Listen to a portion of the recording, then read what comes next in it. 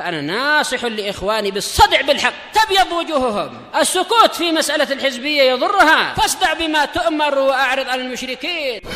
سلامي على دماج ورجالها والشيخ يحيى ودار العلم يا سعد بانيها.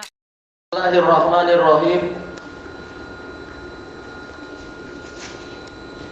Kita masih di muka surat 166 dari syarah Aslus Sunnah wa I'tiqadiddin.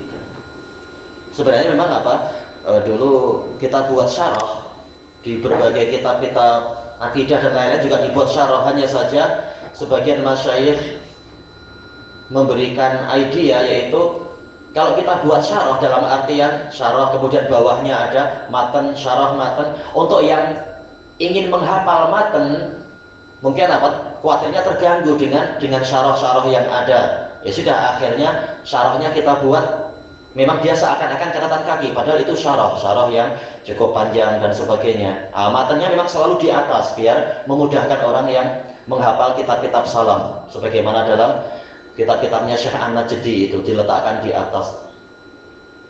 Sebenarnya ini adalah syarah, bukan sekedar taklik, karena lumayan panjang, bukan sekedar catatan kaki sedikit-sedikit. Jadi kita membahas masalah apakah yang terakhir, ucapan Imam Abu Amr ibnu Salah rahimahullah.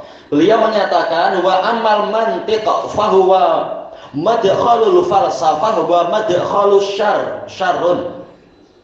Adapun mantik maka dia adalah tempat masuknya filsafat, dan tempat masuknya keburukan adalah keburukan. Iya, yaitu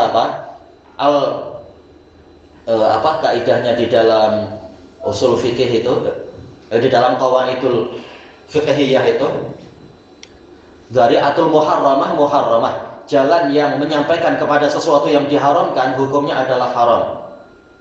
Baik, al-maqa yaitu istilah lainnya al-wasail laha hukmul ghayah, atau al-wasail laha hukmul maqasid. Jalan atau sarana itu hukumnya seperti tujuannya. Ini kaidah yang mendasar, walaupun nanti perlu diperinci. Tapi intinya jalan menuju keburukan maka dia adalah keburukan juga. Walaisal ishtighalu bi ta'limihi wa ta'allumihi mimma abahahu syari'. Dan bukanlah bersibuk-sibuk dengan pengajarannya dan mempelajarinya itu termasuk perkara yang diperbolehkan oleh pembuat syariat. Ya, tak ada satupun dalil Quran wa Sunnah yang mengajarkan atau memperbolehkan belajar ilmu filsafat, baik itu filsafat Yunani ataupun filsafat Hindia ataupun yang sudah diadopsi oleh orang-orang filsafat Islamiyah, istilah-istilah macam itu. Walas tabahahu ahadun minas sahabah, dan tidak diperbolehkan oleh seorang pun dari sahabat, wa tabi'in ataupun yang dari tabi'in, wal a'immatil mujtahidin, dan para imam mujtahidin. Disebutkan oleh Siddiq Hasan Khan rahimahullah sebelum beliau bertaubat, karena beliau salah seorang dari raja-raja India yang banyak belajar ilmu salaf. Pak Siddiq Hasan Khan banyak belajar kepada kitab-kitabnya Imam Syaukani, walaupun belum berjumpa Syaukani. Beliau punya kitab bagus, tebal. Anak dulu beli kitab itu, Abjadul Ulum. Memang isinya ilmu banyak sekali. Hanya saja tatkala membahas masalah ilmu kalam, beliau membolehkan. Beliau mengatakan memang Syafi'i melarang dan sejumlah salaf melarang, tapi ini perlu. Walaupun kemudian beliau diberi surat oleh siapa namanya ya, Hamad ibnu Atik An-Najdi rahimahullah, mengatakan Anda ini orang yang sangat pandai, Anda orang cerdik, dan saya tahu Anda ini adalah orang yang cinta pada kebenaran, mencari kebenaran, tapi kenapa saya lihat Anda justru mengajarkan perkara-perkara yang menyelisihi salaf, padahal begini-begini. Kemudian Siddiq Hasan Khan bersyukur atas nasihat itu, dan setelah itu beliau mengarang kitab Qatfu As-Samar fi Mu'taqadi Ahlil Athar, menunjukkan beliau telah rujuk dari pelajaran yang dahulu, rujuk dari ilmu kalam dan sebagainya. Intinya ulama-ulama yang terdahulu pun sudah melarang itu. Para imam madhab juga telah melarang itu. Wasalafus sholihin, demikian pula dari kalangan salafus sholih melarang yang demikian itu. Wasairi man yuqtada bih, dan seluruh a'immah yang diteladani, min a'lamil a'immah, dari para tokoh imam, wasadatiha, dan para pemimpinnya, wa arkanil ummah, dan pondasi-pondasi umat, wa qadatiha, dan ini hampir sama semuanya ya, para pemimpinnya, para pemandu umat. Qad barra'allahul jami'a min ma'arrati dzalik, Allah telah membebaskan mereka semua dari keburukan perkara tadi, perkara ilmu mantik itu. Termasuk ulama Syafi'iyah terbesar di tahun 500-an, Imam siapa itu? Yahya bin Abil Khair Al-Amrani. Kitabnya terkenal di kalangan Syafi'iyah, kitab Al-Bayan. Beliau mengarang kitab Al-Intisar, membantah Mu'tazilah dan juga membantah Asy'ariyah. Dan beliau membantah ilmu kalam di situ, memperingatkan dari ilmu kalam. Wa adnasih, dan dari kotoran-kotorannya. Wa tahharahum min awdharih, dan Allah menyucikan mereka dari bahaya-bahaya ilmu mantik tadi. Wa amma isti'malul istilahatil mantiqiyah, adapun penggunaan istilah-istilah mantik fi mabahitsil ahkami syar'iyyah, di dalam pembahasan hukum syar'i, faminal munkaratil mustabsyi'ah, maka itu termasuk kemungkaran-kemungkaran yang dinilai sangat buruk. Wariqa'atil mustahdasah, riqa' artinya adalah apa? Robekan-robekan yang mustahdasah, yang dibuat-buat. Walaisa bil ahkami syar'iyyati walhamdulillah al-iftiqaru ilal mantiqi asla, dan sama sekali aslan, yaitu sama sekali hukum-hukum syar'iyah alhamdulillah tidak memerlukan mantik. Betul, Imam Syafi'i yang dikatakan paling pandai oleh kalian sendiri, beliau tidak mempelajari mantik. Bahkan usul fikih yang pertama kali menyusun adalah beliau. Orang-orang yang setelahnya banyak meniru beliau dalam kitab Ar-Risalah itu. Dan ini diajarkan di Damaj ilmu kitab Ar-Risalah dari awal sampai akhir. Tidak ada ilmu mantiknya, bahkan Syafi'i yang melarang ilmu mantik. Wa ma yasqumuhul mantiqiyyu lil mantiqi min amril haddi wal burhan, adapun sesuatu yang dinyatakan atau diucapkan oleh ahli mantik bahwasanya mantik ini memiliki urusan had, yaitu untuk memberikan batasan, wal burhan, memberikan bukti, yaitu kita perlu ilmu mantik. Seperti yang terkadang disebutkan memang secara mantikiyah ini begini-begini oleh Imam Ibnu Utsaimin, bahwasanya dalam ilmu mantik disyaratkan sesuatu had, yaitu suatu definisi, syaratnya adalah jami'un mani'. Ini kalam yang hak, tapi apakah tanpa ilmu mantik kita tidak mengetahui batasan ini? Tahu aja, kenapa tidak tahu? Bahwasanya yang namanya definisi adalah jami', mengumpulkan seluruh sifat-sifat yang memang wajib ada dari benda itu, dan mani', menghalangi sifat-sifat lain yang tidak termasuk di dalamnya. Apakah tanpa ilmu mantik kita tidak tahu itu? Jelas para ulama tahu. Definisi-definisi yang disebutkan oleh Syafi'i ataupun yang lainnya, jelas itu hakikatnya sudah mengandungi itu. Tatkala mendefinisikan mursal, tatkala mendefinisikan hadis sahih dan sebagainya, tanpa perlu peraturan yang dibuat-buat oleh ahli mantik, orang Arab tahu. Baik. Burhan, demikian pula bukti, pembuktian secara akli, itu sering ditunjukkan ilmu mantik secara sistematik begini-begini. Apakah tanpa itu para ulama tidak tahu? Ulama tahu. Sebelum ilmu mantik itu terkenal dan tersebar di zaman Ma'mun al-Abbasi. Qa'atik, maka itu adalah gelembung sabun qa'atik. Yaitu nampak blow up, nampak hebat. Oh iya, tanpa ilmu mantik bagaimana kita tahu aturan-aturan begini? Kata beliau ini sekedar qa'atik, yaitu gelembung, betul ya? Itu yang bubble gelembung kan? Ya, itu adalah sekedar gelembung sabun aja, nampak besar, tahu-tahu pecah, nggak ada apa-apanya. Ini kata ulama Syafi'iyah sendiri di masa lampau. Qad aghnallahu anha, Allah telah mencukupi umat ini dari itu semua. Iya, tanpa itu semua sudah cukup. Bitariqil aqwam, dengan jalan yang lebih lurus. wasabilil aslam, dan jalan yang lebih selamat, wal atohar, lebih suci. Baik, seperti tadi ditanyakan kepada Imam Ahmad, apa hakikat takdir? Kalau ilmu kalam akan membahas panjang lebar. Imam Ahmad mengatakan al-qadar qudratullah, selesai. Takdir adalah qudratullah. Bukankah engkau yakin Allah Maha Kuasa? Sudah, namanya takdir itu hasil dari kekuasaan Allah, mengatur segalanya, sampai bahkan setiap nafas kita, sampai bahkan urusan nyawa, itu semua adalah qudratullah Ta'ala. Definisi yang sangat ringkas dan sangat jelas. Dan ini dipuji oleh Imam Ibnul Qayyim di dalam kitab beliau Ijtima'ul Juyus Al-Islamiyah, kalau nggak salah. Dalam kitab satu lagi, apa itu As-Sawa'iqul Mursalah. Ini contoh ucapan para salaf tentang definisi, walaupun tidak belajar ilmu kalam, bahasanya jelas dan singkat. Kata beliau, kulla sahihi dzihn, kulla sebagai maf'ul bih dari al-ghina. Setiap orang yang benaknya atau pikirannya itu sehat, Allah telah mencukupi dia dengan jalan yang terbagus tanpa perkara-perkara yang tadi. La siyama, ini man kamin ya dohirnya ya. La siyama man khadama nadhariyatil ulumi syar'iyyah, terutama orang yang melayani, yaitu orang yang berkhidmah kepada penelitian ilmu syariat. Dia tidak memerlukan itu. Walaqad tammatis syari'atu wa ulumuha, dan sungguh syariat dan ilmu-ilmunya telah sempurna. Wa khadha fi biharil haqa'iqi wad daqa'iq ulama'uha, dan para ulama syariat telah menyelami lautan hakikat-hakikat dan daqa'iq. Daqa'iq berarti apa ya?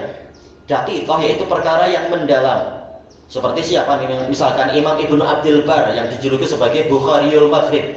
Beliau sangat mencela ilmu kalam. Padahal beliau kalau kita lihat dalam kitab Tamhid, demikian pula dalam kitab yang intinya si Tamhid ya, betul-betul apa? Pendefinisian sangat bagus, pendalaman yang sangat bagus. Kalau satunya lagi Istidkar, ini intinya adalah pembahasan sanad secara sangat mendalam, tapi intinya ada pada Tamhid. Padahal beliau tidak belajar ilmu kalam dan tidak menyukai ilmu kalam, kata Ibnul Qayyim. Bahkan fatwa beliau tentang ilmu kalam dan ahli kalam sangat keras di dalam kitab beliau Jami' Bayanil Ilm wa Fadlih. Dan ini dulu dibacakan di dalam kitab itu, Jami' Bayanil Ilm wa Fadlih.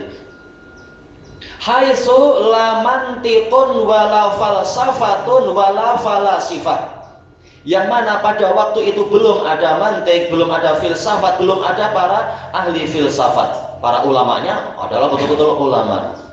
Wa man za'ama annahu yashtaghilu ma'a nafsihi bil mantiki wal falsafah li fa'idatin, dan barang siapa menyatakan bahwasanya dia menyibukkan diri bersama dirinya, bersibuk-sibuk dengan dirinya bersamaan dengan ilmu mantik dan filsafat demi suatu faidah yaz'umuha yang dia sangkakan ada, faqad khada'ahu syaitan, sungguh dia telah ditipu oleh syaitan. Telah kita lewati ucapan Al-Juwaini dan lain-lain mengatakan seandainya saya tahu akhirnya seperti ini, saya tidak akan sibuk dengan ilmu kalam. Iya, penyesalan setelah mereka belajar sampai akhir ujung dari ilmu kalam itu. Wa makarobih, syaitan telah melakukan makar, tipu daya terhadap dia. Makanya Syekhul Islam mengatakan apa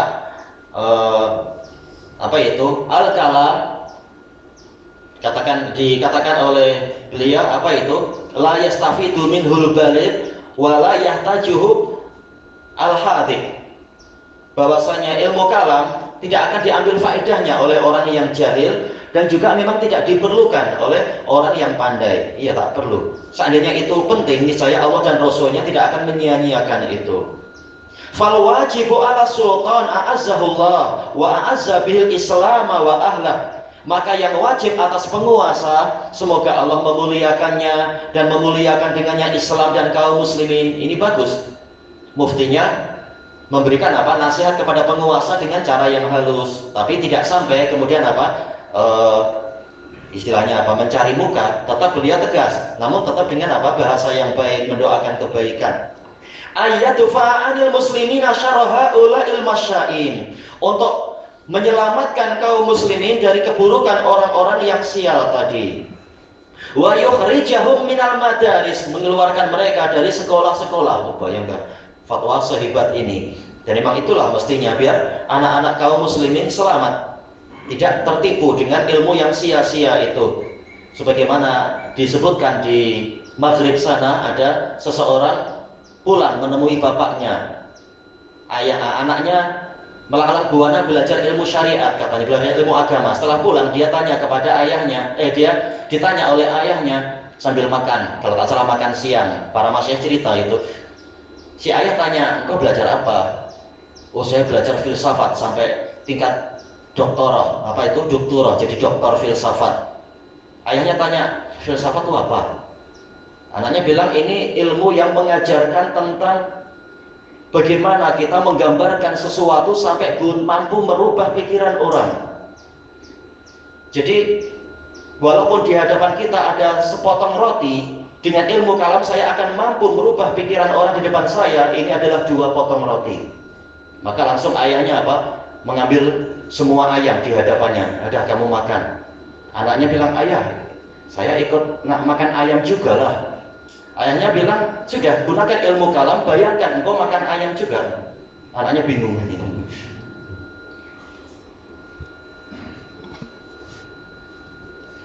Baik. Intinya apa? Yaitu ya sudah, dengan ilmu kalam anggap aja engkau makan ayam juga. Biar ayam yang sebenar, ayah yang makan. Anaknya bingung, nggak mampu menjawab.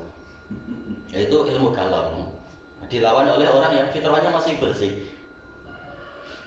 Wa yub'idahum, dan menjauhkan mereka, wa yu'aqiba al-istighali bi fannihim, dan menghukum mereka disebabkan sababiyah, disebabkan karena mereka menyibukkan diri dengan cabang ilmu mereka tadi itu.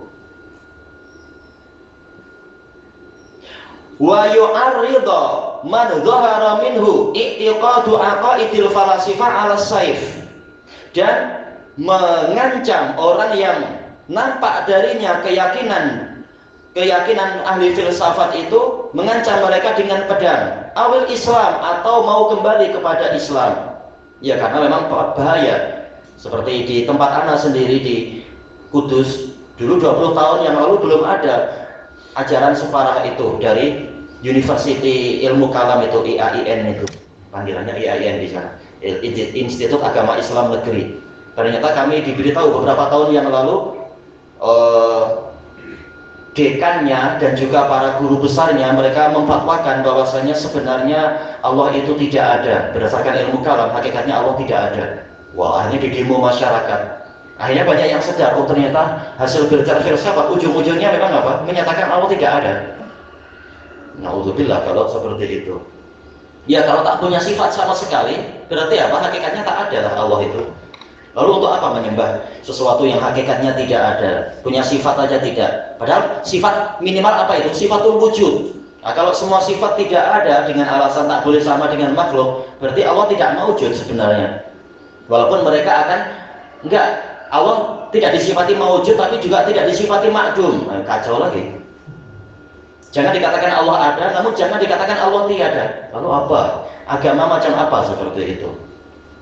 Makanya bagus kata Imam Abu Amr Ibnu Salah, mereka mestinya penguasa mengancam mereka terkena pedang ataukah masuk Islam lagi.